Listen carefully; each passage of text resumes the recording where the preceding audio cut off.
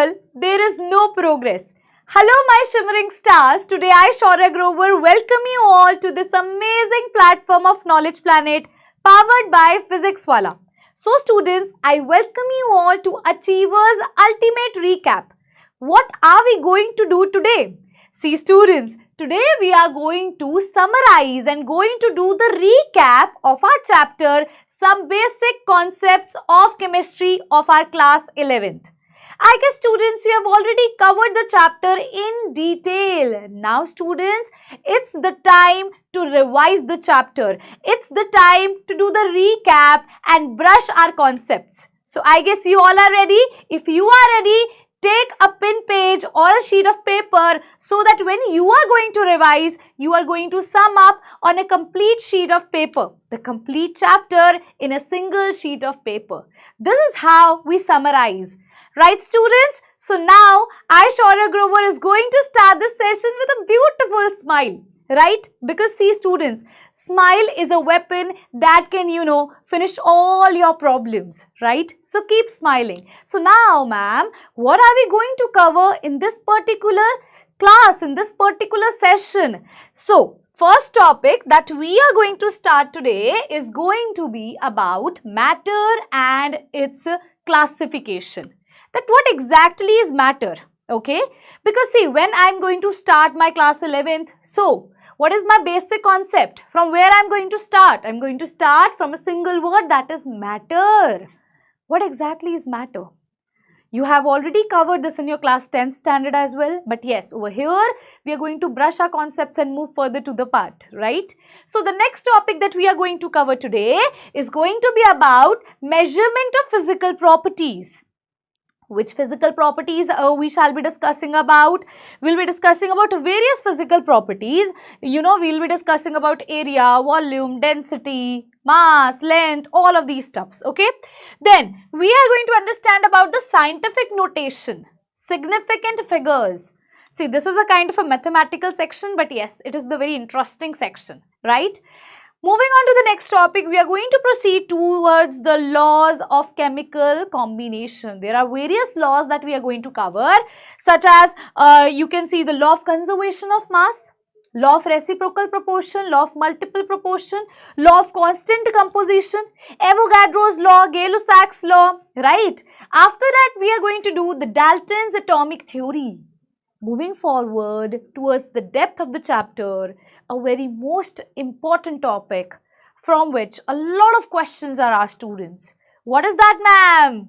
Mole concept. Exactly, students. When we talk about class 11 chapter, some basic concepts of chemistry, the most important part from which questions are seen is mole concept. Yes. So we are going to do a lot of questions along with that because yes, I want you all to understand that in very depth. So by question to question practice, we will be moving towards the next topic. What will be my next topic, ma'am? The concentration terms. What are the concentration terms? See, concentration terms over here, we will be discussing about molarity, molality, normality, ppm. Right, mole fraction. Let me tell you one thing. If you will cover the topic concentration terms over here, students, this topic you will be observing in class 12th chapter, solution also.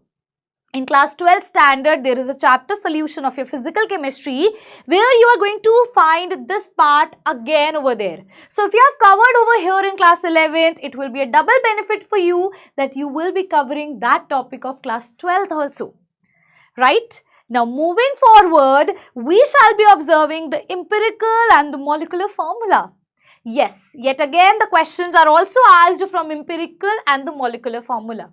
Moving to the last part of our session for today, we will be discussing about the stoichiometry and the limiting reagent.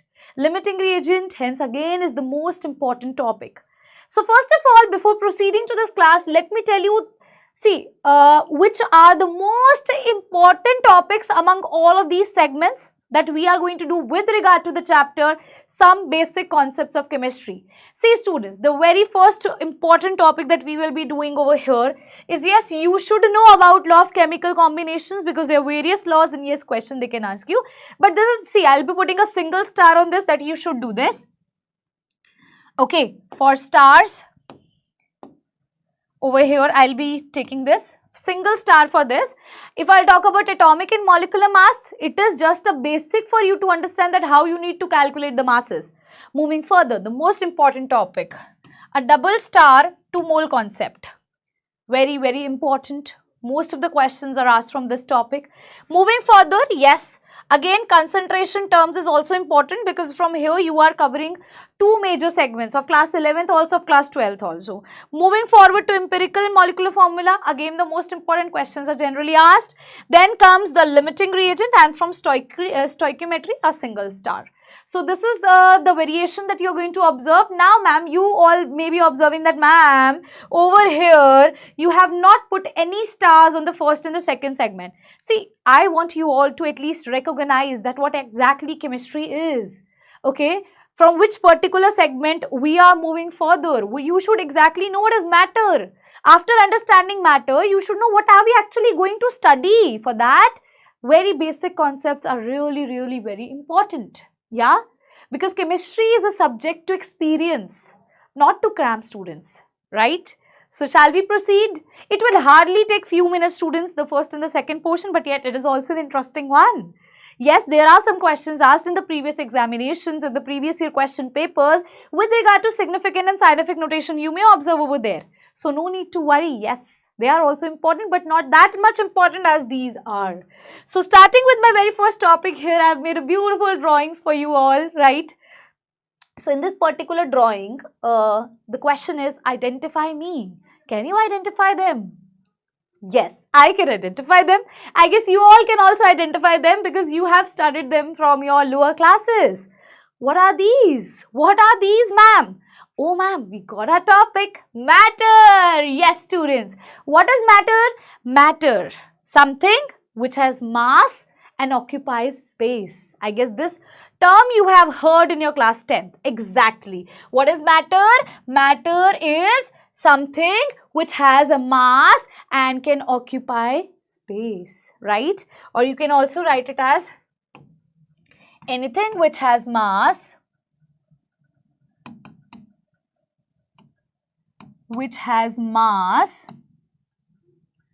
and can occupy space is called what? Is called matter.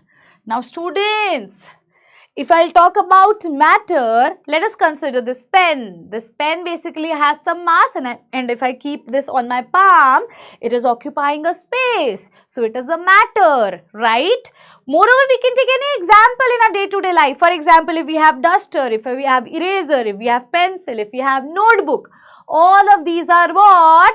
Matter. Something which has mass and can occupy the space is referred to as matter. Now students, these images, can you identify them? The beautiful images. It's solid form, it is liquid form, and it is gaseous form. Exactly. You are exactly right. Right. Now students, what are these? These are states of matter. I guess this also term you have heard in your class 10 standard or below the classes, right? Lower classes. So solid, liquid and gaseous are basically the states of matter. Yeah. So if I am going to classify matter, students, I am going to classify matter. First of all, I will be classifying them on the physical basis and on the chemical basis. So on the physical basis, you are going to see the classification of matter into what, ma'am?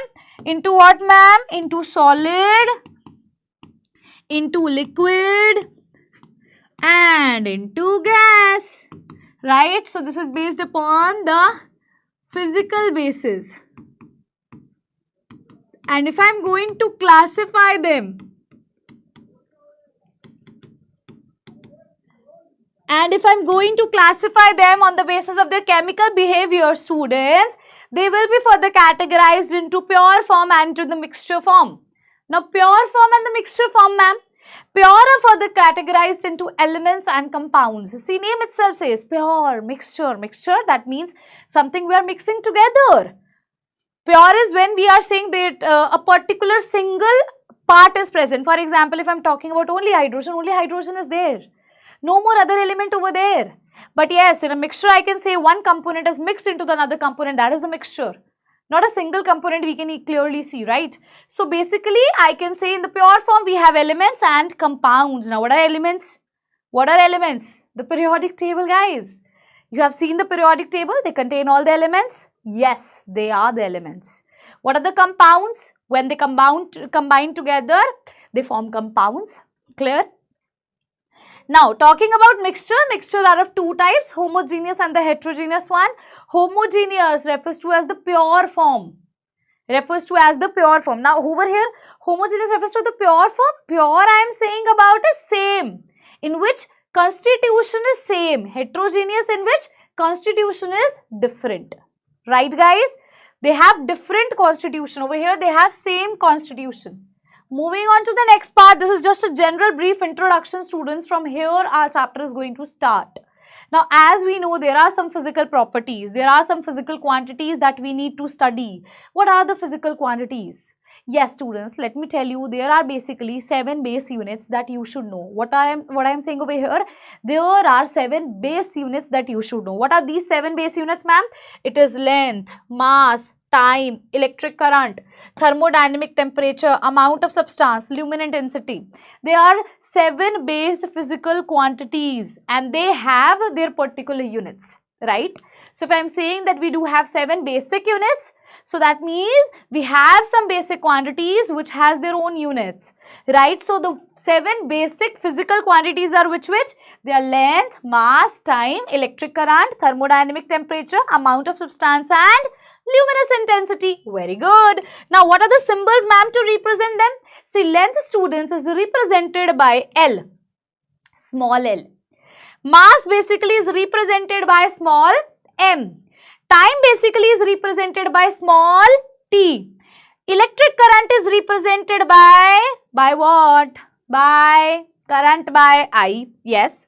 Now, then thermodynamic temperature by capital T. See, now many of the students do get confused over here. Time and temperature, both are represented by T. But yes, students, do remember, one of them is represented by capital T and one of them is represented by small t. If I'll talk about time, it is represented by small t and temperature by capital T. Very good. Amount of substance, if I'll say N.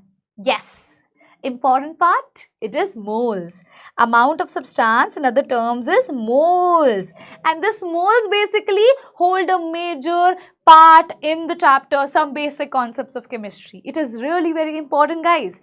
So moles basically you are going to represent by small n. By which alphabet? By small n. Moving on to the next part, we have luminous intensity. We have, ma'am, luminous intensity. Yes, so these are what over here? These are basically your 7 physical quantities, right? Now, they do have their units. What is the unit of length, students? Now, you very well know that there are so many units we are going to study, but according to SI units, right, according to SI unit. SI system is a modification of metric system and has 7 base units. In SI unit system, according to length has an SI unit of meter.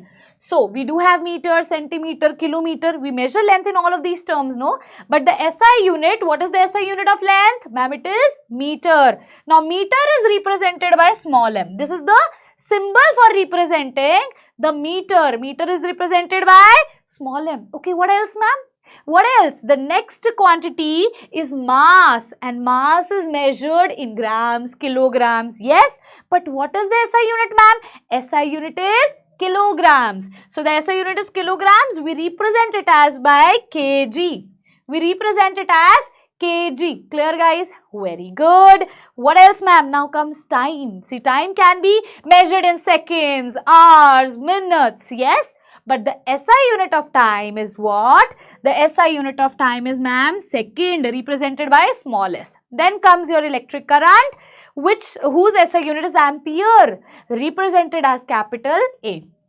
Then comes your temperature. See, temperature can be calculated in Celsius, Fahrenheit, Kelvin, but the SI unit is Kelvin, guys. Moving on to the next, mole. If I say, see, now this is important concept. See, SI unit is mole, but it is represented as MOL.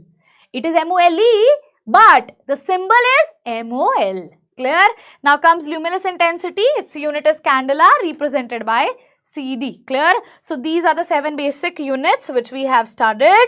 Now moving on to the next part is derived units. What are derived units, ma'am? See, first of all, let us understand about fundamental units. Fundamental units are those units which cannot be derived from anything, which are independent basically. And derived units are those which can be derived from the 7 basic units. Right? How can we derive it? For example, area. For area, we can derive a unit. So that will be derived unit. Now, what is the formula for area, guys? It is length into length. See, right? So, what will be the unit? We do know that the SI unit for length is what, ma'am? It is meter, represented by small m, into what? Into what? Meter. Because length is 2 times, so meter into meter. What will be the symbol, guys? It will be meter square. Simple. Moving to the volume section, again the formula of volume is length into length into length. That means meter into meter into meter. That means what, ma'am? It will be what? It will be meter cube, guys. Moving on to the next section, what do we have? Density. What is density? Density is mass by volume. Mass by volume. Now mass is represented as, now what is the unit of mass basically? Ma'am, it is kg. I am talking about SI unit. What is the unit of volume? Now only you have derived. Unit of volume is meter cube. So it is mass divided by volume. Clear, guys? So what will be the symbol? It will be kg per meter cube. It can also be written as, students, kg meter minus 3. Now when we have onto the divide section, we have meter cube onto the divide section of the denominator. When you are taking at the numerator, the sign will get changed. When you will take the denominator to the numerator, it will be minus 3. Moving on to the next one. What is the unit of velocity, guys? Unit of velocity. Unit of velocity. Yes. Yes, yes, yes. It is distance by time. Exactly. Yes, ma'am. So what is distance by time? Now, yes, distance. Formula is distance by time. Right? And we do represent again length in meters. So it is meter by second. Right? Because the unit for time is seconds. Right? So, what is going to be the symbol? Meter per second, or you can write meter second minus 1, right? Now, what is the unit of acceleration? It is velocity by time. Yes? Okay. So, it is velocity divided by time, ma'am.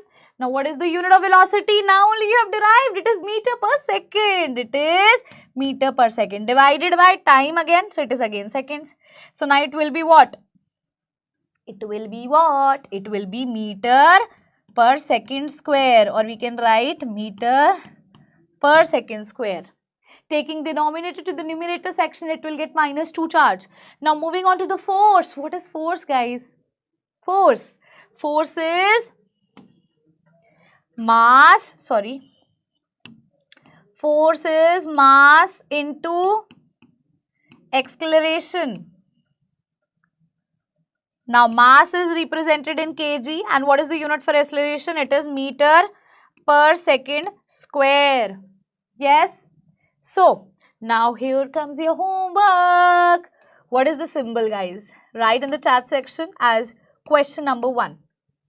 As question number 1. One more question for you people. This is your homework. As question number 2. Write the formula, the unit and the symbol for pressure. So, question number 1 is you have to write the symbol for force, and question number 2 is to write the formula for pressure, unit of pressure and symbol of pressure. You just need to write your name and then your answer. Yes, in the chat section. That means in the comment section. Moving on to the next part, we have prefix and the SI unit. See, you may have observed that sometimes it is written as 3 into 10 raised to the power minus 3. So, what it is exactly? How do you spell it out? You should know it exactly, right? So, if it is written 10 raised to the power minus 24, the prefix that you are going to use, for example, let me tell you, if we have milligram, yeah, milligram. So, we have centimeter. We do exactly have grams. We do exactly has meter. But from where centi word came, decimeter, deci came. So this is, all of these are prefix that we use. So what is the prefix exactly? What the value they hold? Let us see that.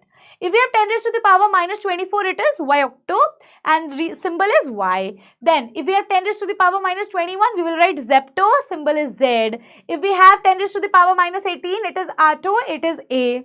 We have 10 raised to the power minus 15, it is femto, represented as f. If we have 10 raised to the power minus 12, it is pico, it is represented as p. 10 raised to the power minus 9 is nano, represented as n. 10 raised to the power minus 6 is micro, represented as mu. Then we have 10 raised to the power minus 3 is millicentimeter, we always say, no, that means we are multiplying with 10 raised to the power minus 3, represented as m. 10 raised to the power minus 2 is centi, represented as C. 10 raised to the power minus 1 represented as deci, which is represented as D. We do have more. We have 10, that is deca, represented as DA. 10 raised to the power 2 as hector, represented as H. 10 raised to the power 3 represented as kilo, as K. 10 raised to the power 6 as mega, as capital M. Then this is also important, mega and giga. 10 raised to the power 9 is giga, represented as G. 10 raised to the power 12 is tera, represented as T. 10 raised to the power 15 as peta, represented by P. 10 raised to the power 18 as exa, represented by E, zeta and iota. So I guess this is clear to you guys, right? So this is a prefix that we use. Moving to the next part, we have uncertainty in measurement. Now, what is uncertainty in measurement? What is this game, ma'am? I guess you all have played in your childhood. I do have. But I don't know about you guys. If not, let us play over here. Now, what do we need to do? You need to take a magnetic, thing over here. And basically, we, what we do? We do have a magnetic something kind of a material, and this is a kind of a plate that we have again of magnetic, and we basically throw it in such a way that there are certain points we get over here, right? If I'll consider, let us see.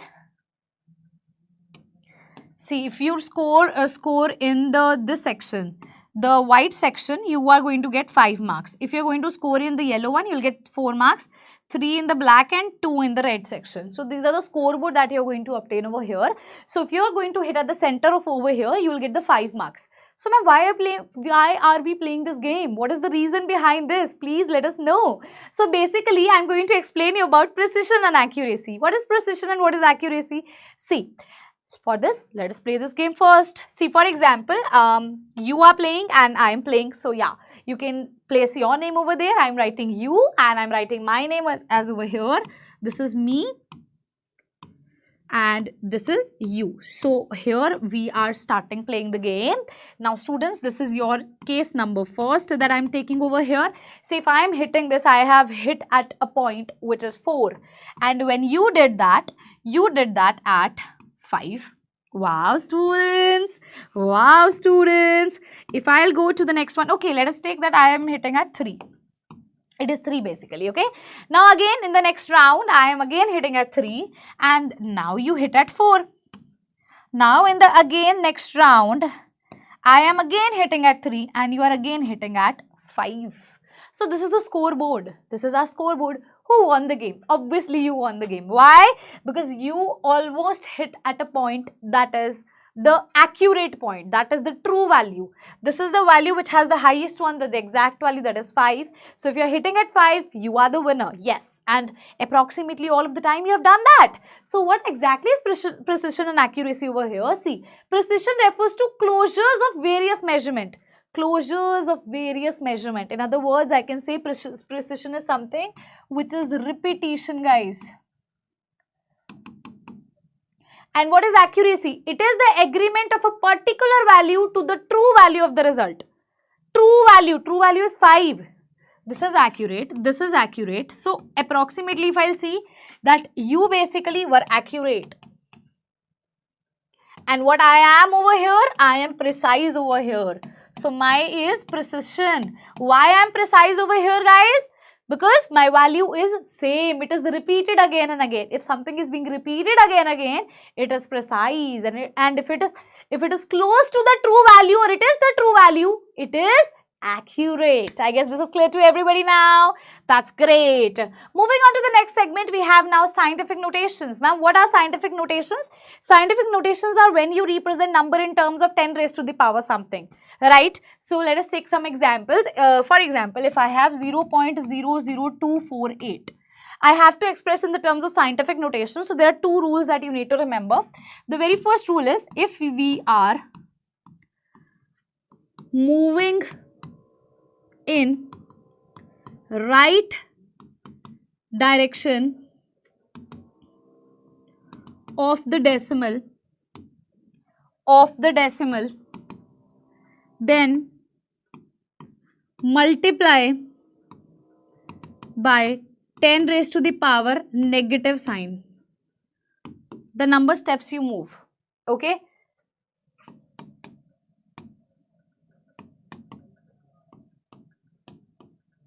And vice versa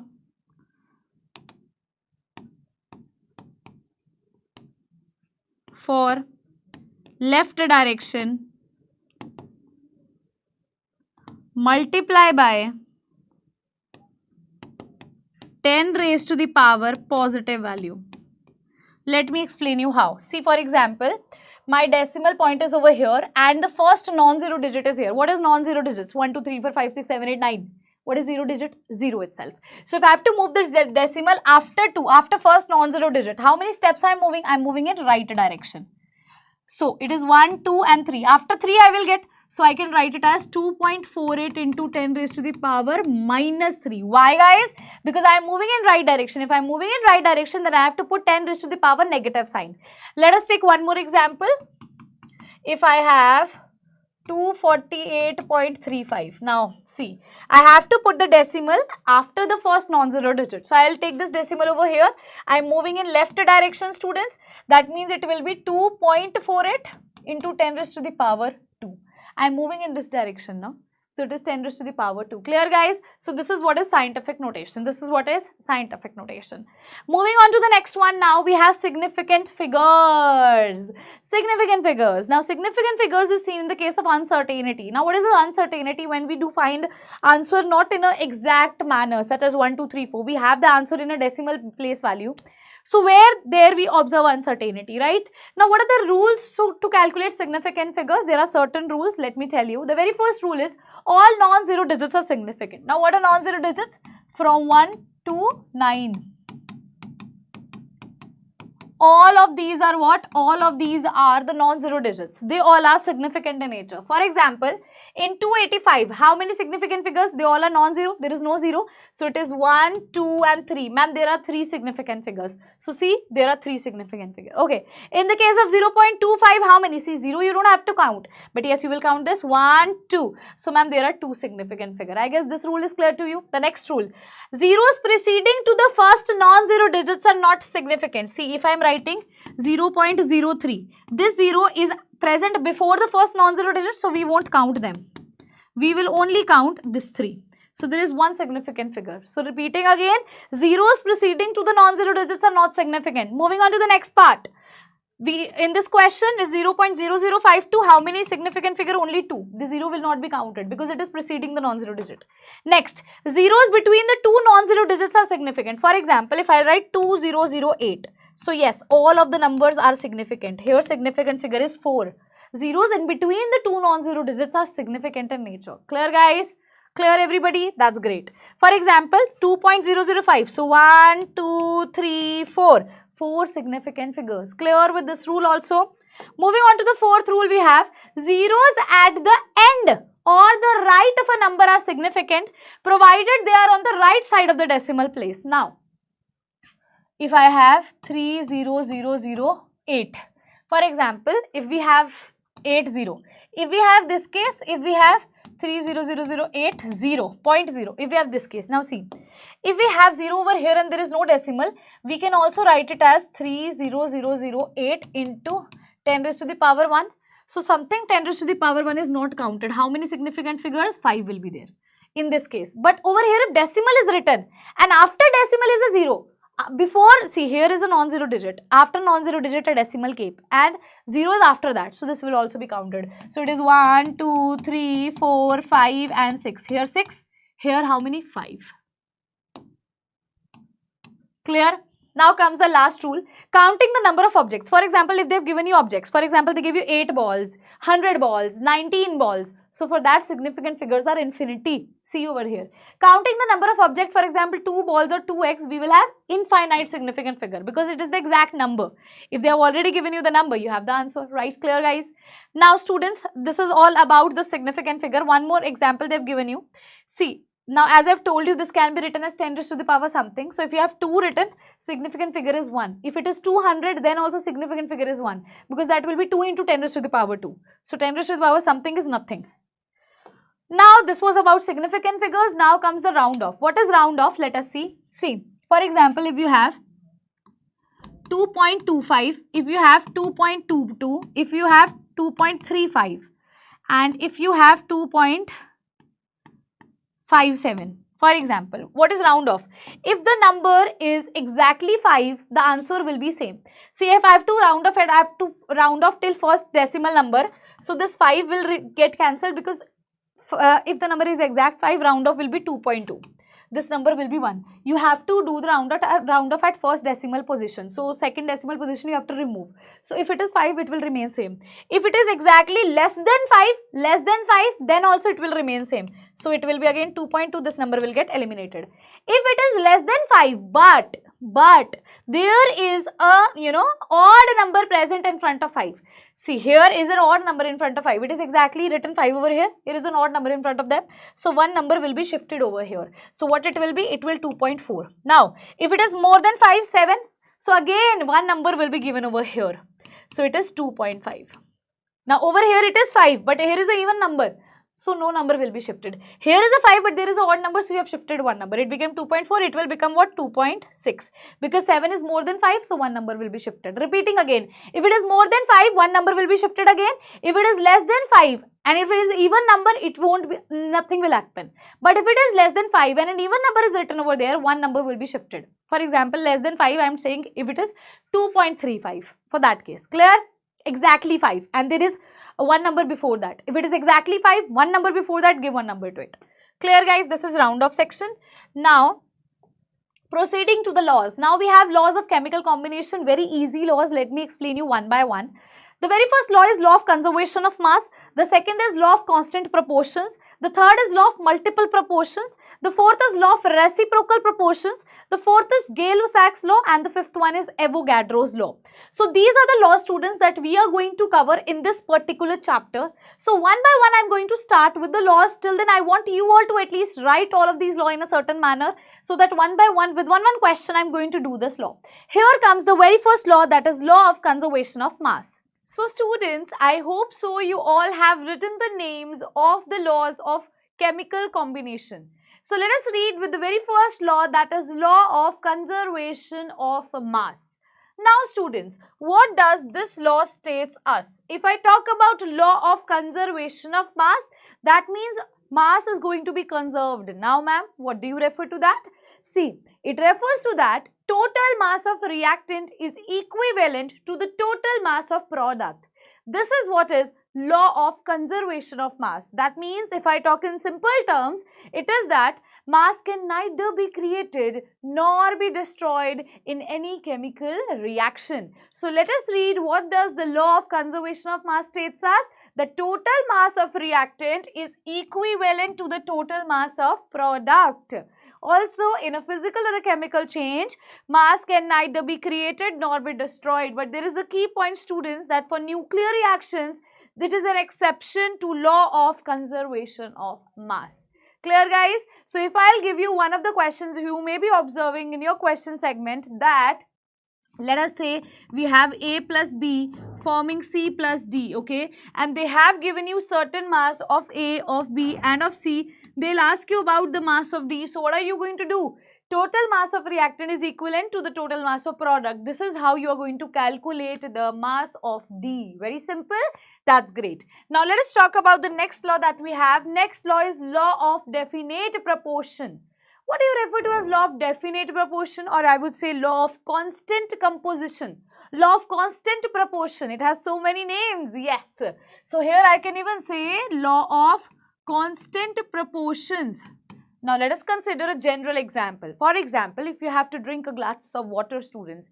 Now the water that you are drinking, it either can be any water. For example, if you are living in city, in a certain city, and then you are traveling from one city to the another city, and then to the third city, then to the fourth city. So basically, what happens to the water? Water will remain same.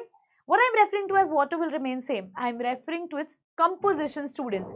It will be composed of H2O only. It will be composed of H2O only. Whether you are talking about sea water, groundwater, any kind of water, rainy water, it will contain H2O only. The formula is H2O. That means the composition is fixed. Wherever you go, it will have same composition throughout. That means if I talk about the ratio of hydrogen to oxygen, over here we know that hydrogen do have an atomic mass of 1. So here are 2 hydrogen, that means it is 2 ratio. What is the atomic mass of oxygen, guys? It is 16. So the ratio comes out to be 2:16, and if I have to simplify it further, it will come out to be 1:8. What it will come out to be, ma'am? 1:8. Exactly. So let us read about it. A chemical compound always contain same elements combined together in same proportion by mass. So they will always combine in same proportion by mass wherever you go, wherever you will see them. Now, that is chemical composition has a fixed composition, right? Chemical compound has a fixed composition. So this is what is law of definite proportion or law of constant proportion. Let us talk about the next law, students. Here comes your next law, which is law of multiple proportion. Now, what do you refer to it as, ma'am? Let us consider that we have 2 elements, and these 2 elements are making more than one compound. And if one of their ratio is, for example, if their mass is fixed, then the ratio of the other elements in both the compounds is going to be a simple whole number ratio. Ma'am, what?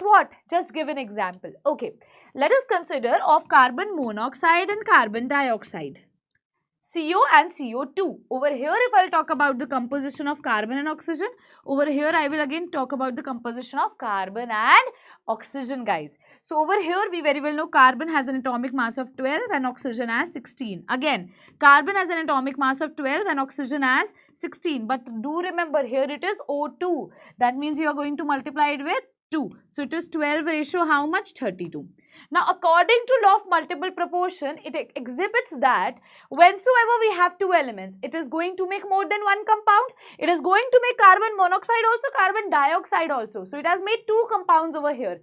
Now, let us fix one of the elements ratio. Fix, that means we will be keeping it as same. So if we'll observe, carbon has 12, carbon again has 12 over here mass, right? So if carbon ratio is fixed, now we will be observing in both the compounds, in carbon monoxide and dioxide, we are left with only oxygen atom. So oxygen atom in carbon monoxide has a ratio of 16, and in carbon dioxide oxygen is how much? 32. So they both are in the ratio of now 1:2.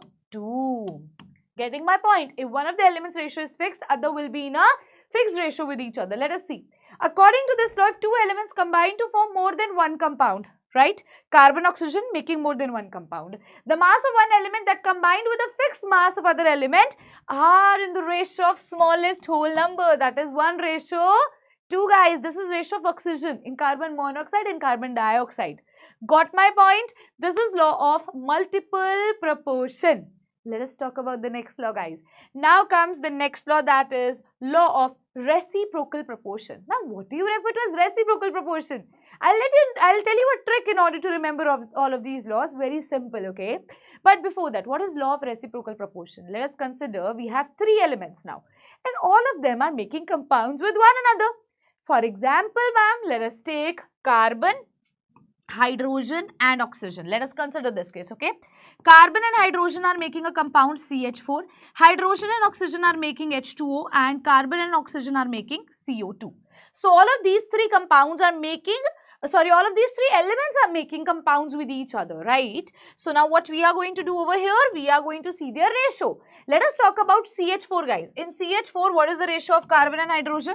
It is 12:4 because hydrogen has a mass of 1 and 4 hydrogen, so it will be 12:4. If I'll talk about water over here, I have hydrogen and oxygen. Hydrogen, we do know it has an atomic mass of 1 and here we have 2 hydrogens, so it is 2:16.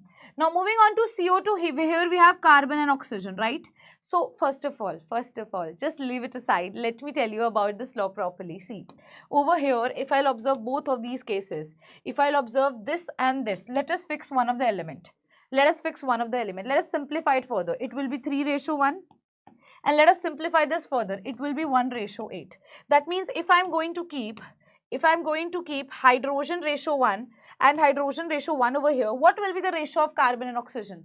I'm just referring to two compounds over here, CH4 and H2O. In both of the cases, I have seen the ratio. Now I'm comparing one element fixed ratio with another element. So over here it is 3:8. How much it is? 3:8. Carbon and oxygen as per these compounds comes out to be in 3:8. Let us check in CO2 now. Let us see your magic. See, carbon basically will have a mass of 12 ratio. Oxygen basically it is O2. Oxygen has a mass of 16. 2 into 16 is what? It is 32, ma'am. It is what? It is 32. Now on the table of 4, if I am going to divide it, what will be the ratio? It will be 3:8. See, it is the same ratio, right? So this is law of reciprocal proportion. Let us read it, students. See, the ratio of weight of two elements A and B that combined with the fixed weight of third element C. A and B that combined with the fixed element C, okay, is either the same or some simple multiple of the ratio of the weight in which A and B combine directly with each other. See, A and B directly they combine with each other, their ratio will come out from their ratios, right? So I guess you got to know the law of reciprocal proportion, a very simple way. Law of definite proportion is only discussed with regard to a single compound, which is present everywhere, will have the same composition. Law of, if I'll talk about the multiple proportions, in that case, we'll be talking about two elements making more than one compound. Two elements. If I'll talk about law of reciprocal proportion, here 3 elements are involved, right? So I know now you know how to differentiate between all of them. Now students, come Gay-Lussac's law of gaseous volume. If I'll talk about the Gay-Lussac's law of gaseous volume over here, he observed that when gases combine or are produced in a chemical reaction, they do in simple ratio by volume, provided all gases are at same temperature and pressure. Let us take an example that H2 and Cl2 are combining with each other, forming HCl. Now all of these three are gaseous, right? Now when they'll combine in a simple fixed ratio by volume, okay? So if I'll talk about a simple example, that is H2 plus Cl2 forming HCl. Do remember all of these are what? All of these are gaseous, students. All of these are gaseous. Now when gases combined they are produced in a chemical reaction, they do in a simple ratio. So if we are going to balance it out, here 2 will come. So if we say it is 1 volume, it is also 1 volume, it will be 2 volume. That means it is 1:1:2. 1:1:2, the stoichiometry that we observe over here. This is about law of the volumes, that is Gay-Lussac's law. Moving on to the next law, we have Avogadro's law. What does Avogadro's law, ma'am, states us? Very simple. He proposed that equal volume of gases at same temperature and pressure should contain equal number of molecules. Very simple. So if they have given you the molecules for one of the reactant and they ask you with regard to the product, you have to see that they should contain same number of volume, and then you are going to compare their ratio and you will get the molecules of the other element. So it is quite simple. Avogadro law will always exhibit and will state you that it should contain same number of molecules. Very simple. It should contain equal number of molecules. Clear, guys? Okay, students, this ends our laws over here. Now comes the Dalton atomic theory. What are the postulates of Dalton atomic theory? Any idea? Any thought about it? What do you think what the Dalton told us? Dalton now explained us about an atom, about some of the characteristics of an atom. Let us discuss that. Yes, why not? See, the very first characteristic of an atom which Dalton has exhibited, Dalton has stated in its postulate is that matter is made up of extremely small, indivisible particles called atoms. Now, it is saying that matter is made up of indivisible particles which you cannot divide atoms. Which in further you will get to know that it is a wrong statement. Atom basically is further divided into Three fundamental particles, that is electron, protons and neutrons. Yes. So that means this statement is incorrect. That means it is going to fail over here. So no doubt about that. But coming back to the topic, let us talk about the Dalton's atomic theory. According to Dalton, basically matter is made up of what? Extremely small, indivisible particles called atoms. Now, atoms of a given element are identical in all respects. For example, if I am talking about a particular element, over there, atom will be same with all respect. They will possess same size, same shape, same mass, same chemical properties of a particular element. Now, atoms of different elements, let us say, atoms of different elements are different in all respect, whether it is shape, size, mass or chemical properties. Right? If it is of same element, they will have everything same. If it is of different element, the properties will also be different. Now, atoms of different element may combine with each other in fixed simple whole number ratio to form compounds. We have seen so many compounds combining in a simple fixed ratio, right? So, they do so in that.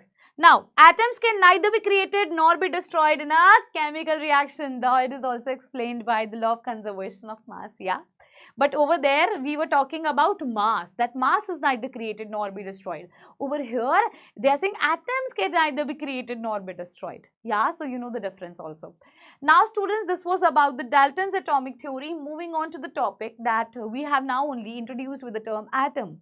So, now we will be discussing about what is atomic and molecular mass, guys. What do you refer to as atomic and molecular mass? The mass of an atom is atomic mass, the mass of a molecule is molecular mass. And if they are expressed in grams, it will be gram molecular mass or gram atomic mass. Clear? Clear, guys? So, AMU is the atomic mass unit, basically in which you are going to represent the unit of the atoms, right? But if you are expressing it in grams, it will be gram atomic mass or gram molecular mass as per the molecule. Now, the atomic mass of an element is taken is the number of times an atom of that element is heavier than the atom of carbon taken as 12. Now see, whensoever we do study, we take something as a reference in order to find the values of something. So over here, carbon is taken as a reference and so atomic mass is calculated with that help. Now let me tell you about atomic mass unit, that is AMU. One atomic mass unit is equal to 1/12 of the mass of an atom of a carbon-12 isotope. This is the general definitions, right? So as you all know, this is a summary section. So I'm not going this much in detail that what exactly is AMU because you all are aware of the term AMU. Moving to my term, you very well know what is average atomic mass, students. What is average atomic mass? Average is sum of all the elements divided by total elements. This is something what is average. We used to do in mathematics. Now, what is average atomic mass over here, students? Over here, it is sum of the masses of isotopes. For example, you have seen the value of chlorine, okay, chlorine atomic mass, that is 35.5. From where does it arise in? See, basically students, we do see that they are present in isotopic form. Now, what are the isotopic form? When the element has basically the same atomic number but different mass number. For example, we do see the carbon's isotopic form, right? We do see nitrogen's isotopic form. We do see hydrogen isotopic form. Hydrogen is seen in the case of protium, deuterium and tritium, right? So basically these are the isotopic forms of hydrogen having same atomic number but different mass number. So over there in the case of isotope, if we have more than one, element over there in the isotopic form, what will be the actual mass? How you are going to calculate? So for that case, you always calculate the average atomic mass. How you are going to do that? It's very simple. You are going to multiply its percentage composition into mass divided by the total composition, right? So this is by way you calculate. Or the other way to calculate the average atomic mass is to just add the atomic mass divided by total elements. Very simple.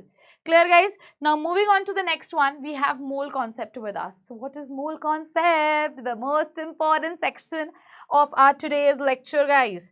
The very important section of our today's lecture. What is a mole concept? See, very simple. If I have to define 1 mole, what is 1 mole? 1 mole is equivalent to how many number of particles? To Avogadro number of particles, right? So that means if I'll say 1 mole is equal to 6.022 into 10 raised to the power 23 particles. Now, what are these particles, students, over here? These particles, basically, it can be, students, your ions. It can be your atoms. It can be your molecules. It can be your electrons, protons, neutrons. So, all of these particles can be all of these stuff over here. Now this is what is 1 mole. Now you are very well know that how do we calculate moles? Very simple formulas are there. So I'm going to write the formulas for you. Moles, students, is represented by small n. How do you calculate it? It is basically given mass divided by molecular mass. Given mass divided by molecular mass. So this is the very first formula that you need to keep in your mind. How do you calculate? How do you calculate number of moles? Clear, guys? Now one more formula in order to calculate number of moles is number of molecules by Na. Na is what? Na is Avogadro's number, ma'am. What is Na, guys? Na is Avogadro's number. Na is Avogadro's number. What is Avogadro number? This value. This value is Na, Avogadro's number. Yes. Now what is the third formula of number of moles? Ma'am, it is very simple. It is given volume by 22.4. Simple, students. I guess this is also clear to you. Yes, students, as you all know, this is a quick revision section. This is a summary section. So I have revised and written all the formulas with regard to the mole concept. Now, 1, 2 or 3 formulas which are quite important and everybody just miss it over. See, whensoever they have given you number of molecules, they are asking you number of atoms. How you will calculate? So, number of atoms is equivalent to total atoms into Na. Sorry, total atoms into number of molecules. First calculate number of molecules, then multiply it with total atoms. You will get the number of atoms. They will ask you in the question paper to calculate number of atoms. It is very simple. Total atoms into number of molecules will find out to you the number of atoms present in that particular compound. Quite simple, guys. Very good. Let us see the next part. Now, this is more questions they can ask you. For example, if they'll ask you how many electrons are present in 1 mole. So, how you're going to calculate? For that, you should know that we have electron, protons and neutrons as the fundamental particles of an atom. And over here, I've written the charge and the mass value, which you need to learn, guys. It is really very important. See, so I'm marking it over here. First of all, we have electron, proton and neutron over here. Now, these are what, ma'am? These are fundamental particles. Yes, exactly. So, if I'll talk about electrons, what is the mass of an electron, students? It is 9.1 into 10 raised to the power minus 31 kg. If I'll talk about the mass of proton and neutrons, it is quite same, which is 1.67 into 10 raised to the power minus 27 kg. Let us talk about the charge of an electron, proton and neutron. Now, what is the charge on a neutron? Neutron is a neutral species, so it won't carry any charge. Okay, ma'am. Let us talk about electrons and protons. See, electrons and protons. In electrons, the charge is minus 1.6 into 10 raised to the power minus 19, while in the case of proton, the value is same, but the charge differs. Over here, in electron, we know it is a negatively charged species, but proton is a positively charged species. So, here it is negative written, here it is positive written. The rest of the scenario is same. Yes. Now, what kind of questions they ask you that how many electrons are present in 1 mole, right? So, basically, how you're going to calculate, we know that 1 mole contain Avogadro number of particles. So, Avogadro number into, sorry, what is the charge on 1 mole of an electron? Let us consider this question. So, over here, what is the charge on 1 mole of an electron? How many moles first of all? 1 mole contain Avogadro number of particles. That means Na particles. Now, Na into what is the charge on 1 electron? This value. So, you are going to multiply that with Na. You will get the charge on 1 mole of an electron. I guess now you know the answer. Okay. Now, if they ask you what is the charge on 2 mole of an electrons, that means you are going to do what? You know that 1 mole contain Na atoms. Avogadro value 6.022 into 10 raised to the power 23. So, 2 mole will contain how much? 2 into Na. Get it? Now, you have to calculate charge on 2 moles of electron. That means 2 into Na into charge on 1 electron.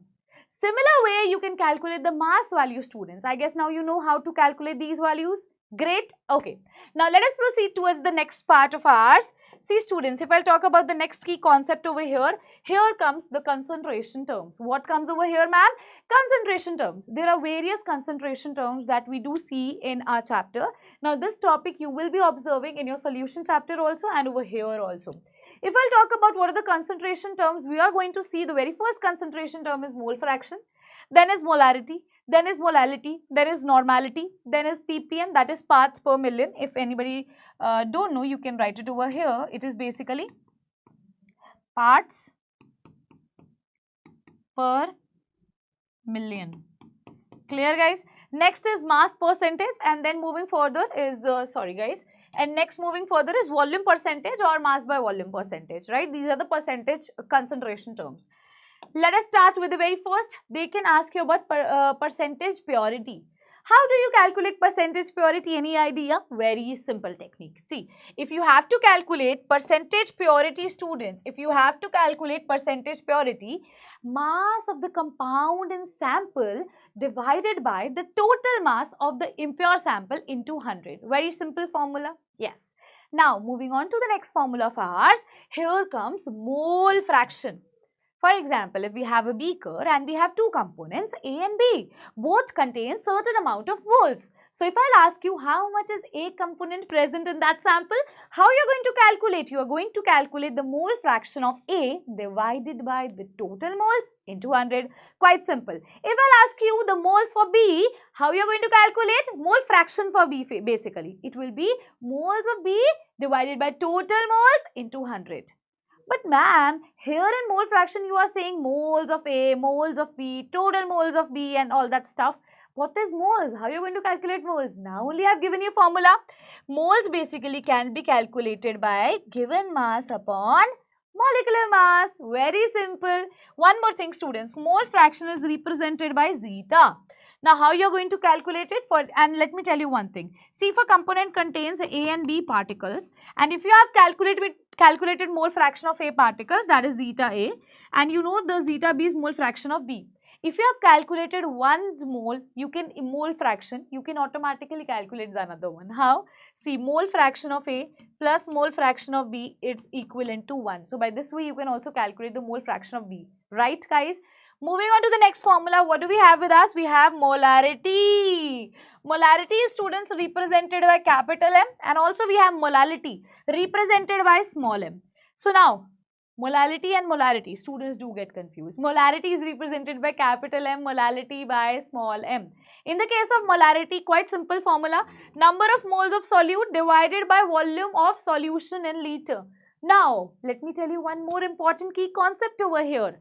Here I have written solute. What is solute? See, let me tell you a quick review. Solution, students, is made up of solute plus solvent, right? So, solute is the one which is present in less amount. Solvent is the one which is present in more amount. Solute is the one basically which is being dissolved into the solvent, which is in less amount. And solvent is the one in which solute is getting dissolved. Right, guys? So, when you combine both of them, you make a solution. So, over here in molarity, do remember number of moles of solute divided by volume of solution in liter is the formula of molarity. Clear? One more thing, if you have to calculate molarity for the dilution cases, that is going to be M1V1 is equivalent to M2V2. For example, if they'll give you that a solution contains a certain volume and a certain molarity, and if you are adding this much amount of solution into it, now the volume changes, what will be the new molarity? So for that you are going to use this formula. Now for the molarity of solution, what is going to be the formula? See, the molarity of solution is basically what? M1V1 plus M2V2 divided by V1 plus V2. This is the molarity of complete solution. If they'll ask you, they can ask you in such a way. Clear, guys?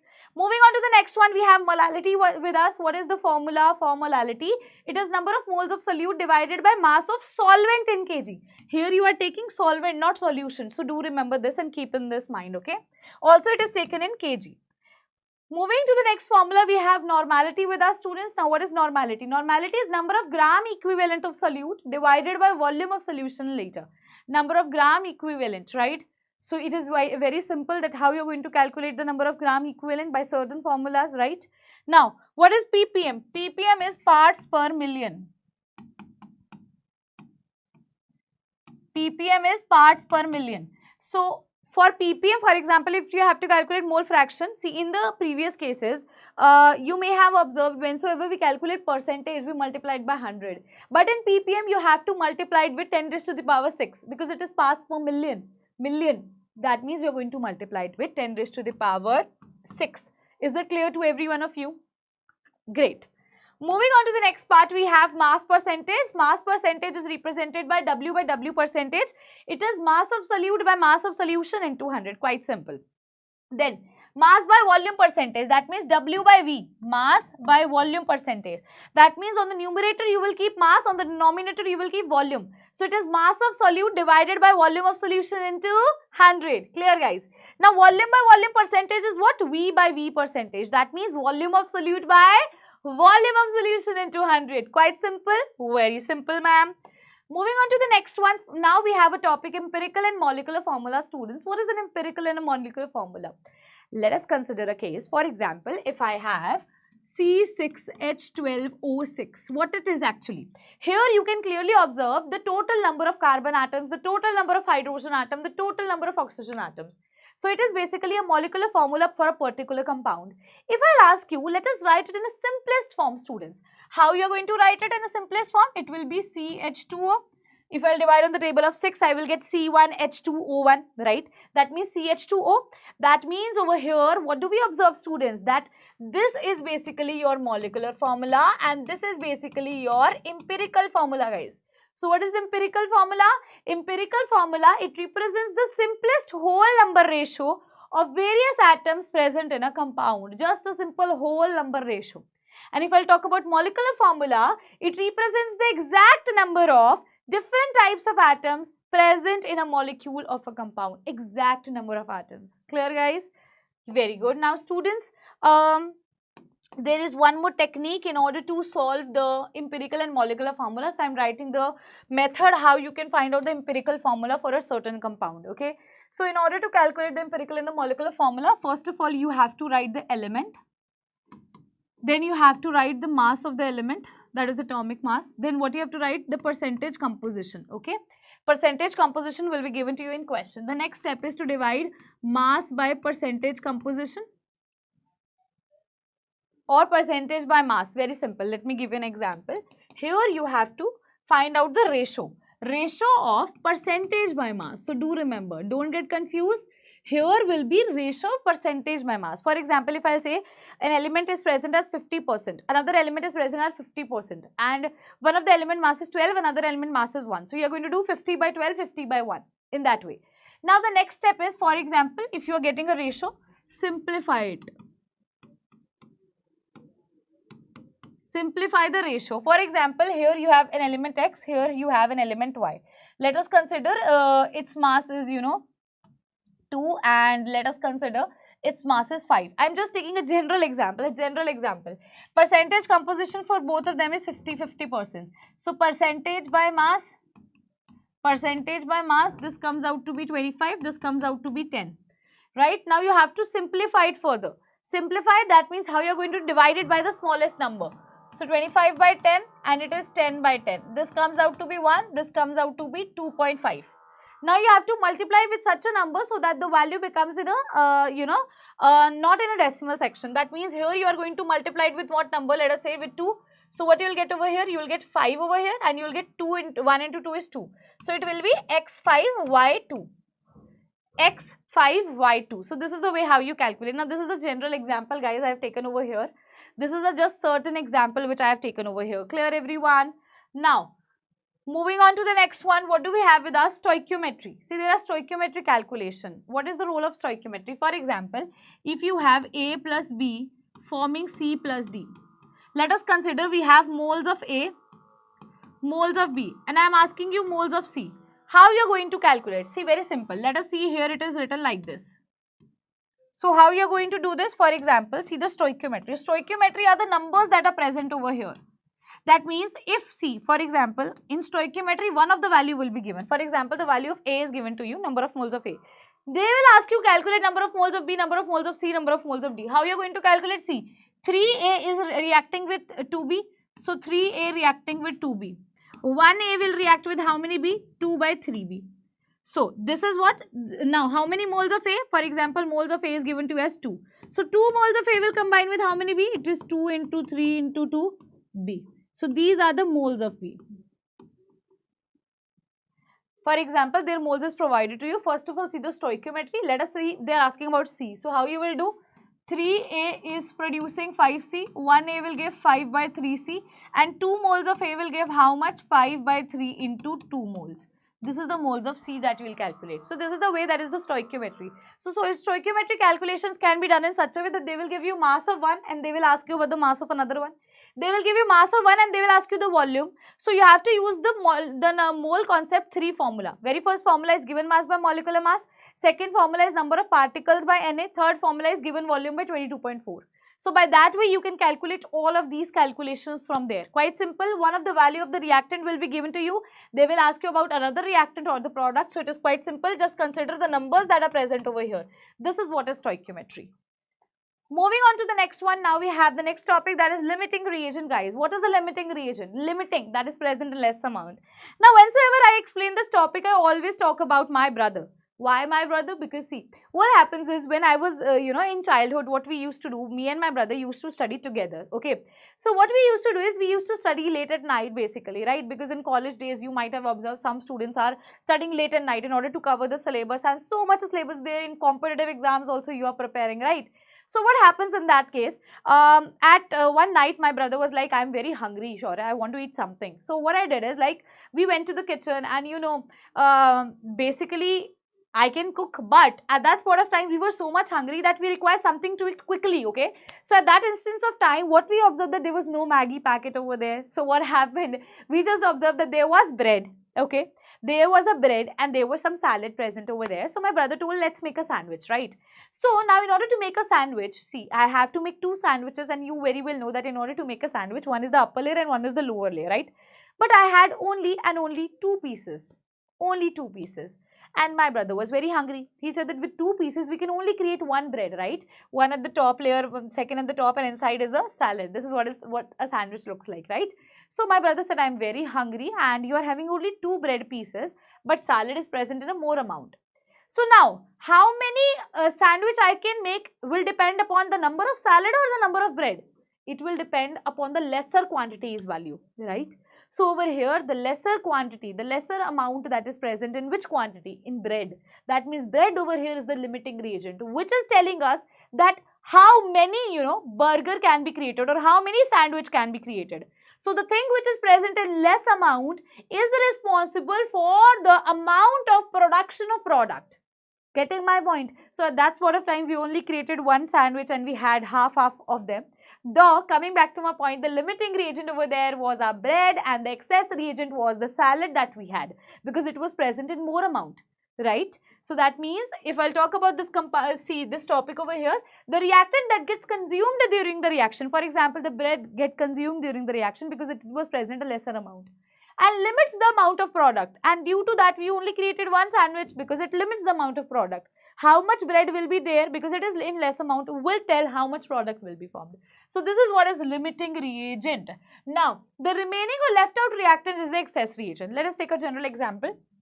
If we have A plus B forming C plus D, guys, okay. Let us consider, here it is 2, here it is 3, here it is 4, here it is 6. Let us consider it is present as 3 moles. It is present as 6 moles. No, let us write it here, it is 4 moles. Let us say, students, we have this particular case over here,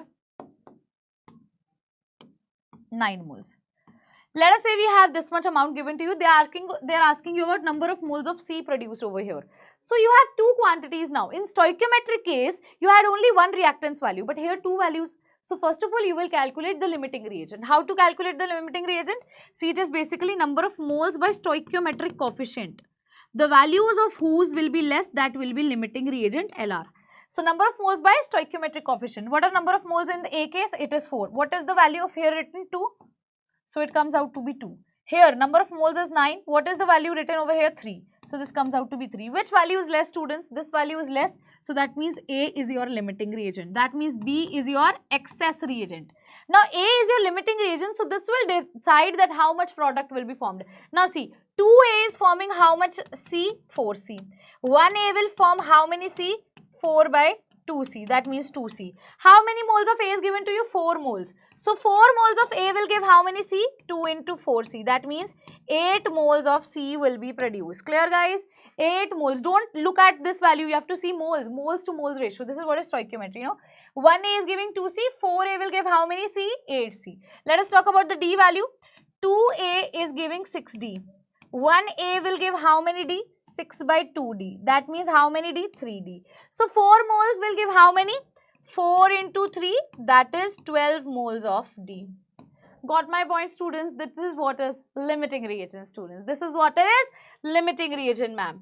So, students, here we end our today's session, the ultimate recap of our Achievers batch of the chapter, Some Basic Concepts of Chemistry. Now, students, I very well know that you have made your sheet, you have completely filled your one entire sheet with the summary section, with the recap section, right guys? Now if you have revised each and every topic, now it's the time to practice. Open up your notebooks, any question or the previous year question, and just start solving. I hope so you have learned a lot of topics from this ultimate recap. And yes, students, I have given you also one of the questions as a homework, so I want you all to write in the comment section its answer along with your name. So now I shall be meeting in the next session with new chapter in our ultimate recap batch. So thank you so much, my dear students. Till then, keep smiling, keep learning. Thank you so much and take care.